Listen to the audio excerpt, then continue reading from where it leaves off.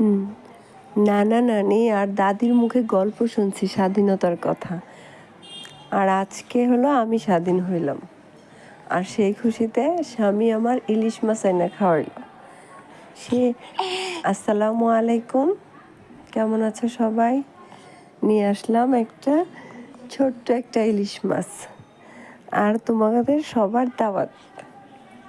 ইলিশ মাছটা যদিও অনেক ছোট, কিন্তু খুবই বাংলাদেশের জাতীয় মাছ, খুবই মজার মাছ। যদিও বাংলাদেশের জাতীয় মাছ হওয়া উচিত ছিল তেলাপিয়া নয়তো পাঙ্গাস, যেটা সচরাচর পাওয়া যায়। হয়েছে ইলিশ, যেটা বইয়ের পাতায় দেখতে পাওয়া যায়। আমরা আজকে সেই বইয়ের পাতার মাছটা উঠে আসলো স্বাধীনতা উপলক্ষে, আমরা সেটাই খাবো।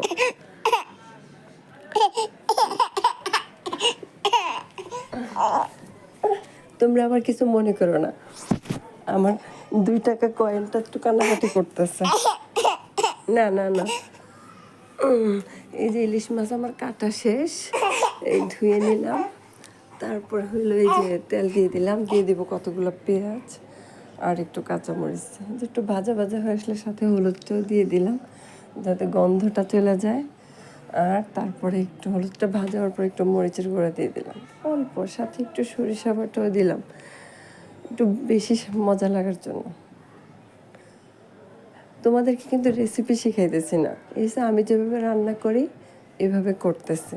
খুব খায় দেখো একদিন, খুব মজা লাগে। এই যে মশলাটা কষানো হওয়ার পরে সরিষা মাছটা দিয়ে দিলাম যাতে একটু ভালো করে কষানো হয়, ভাজা ভাজা। তারপরে যে কষানো ভাজা ভাজা আর কি, তেলে ভাজা ভাজা না। তারপরে এই যে ভালো করে কষানোর পরে একটু পানি দিয়ে দিব।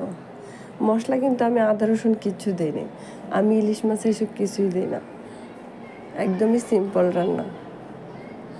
তোমরা আবার কেউ কিছু আসে, কেউ আবার বলতে এসে যাবা